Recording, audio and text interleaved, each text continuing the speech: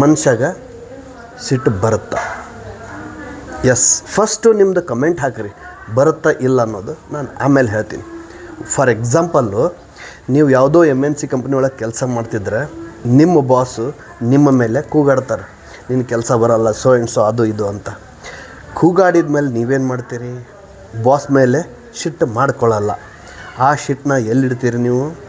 ದಾರಿಯಲ್ಲಿ ಬರಬೇಕಾದ್ರೆ, vehicle ಓಡಿಸ್ಬೇಕಾದ್ರೆ, car ಓಡಿಸ್ಬೇಕಾದ್ರೆ, ಟ್ರಾಫಿಕಲ್ಲಿ jam ಆದರೆ, ಅಥವಾ ಕಟ್ಟ ಕಡೆಗೆ ಮನೆಗೆ ಬಂದರೆ ಮಕ್ಕಳ ಮೇಲೆ, ಹೆಂಡತಿ ಮೇಲೆ ಕೂಗಾಡ್ತೀರಿ.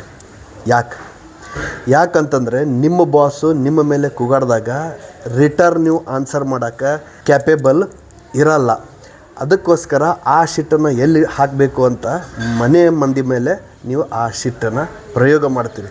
ಸೊ ಮನುಷ್ಯನಿಗೆ ಸಿಟ್ಟು ಬರೋದಿಲ್ಲ, ಸಿಟ್ಟು ಮಾಡ್ಕೊತಾನವ.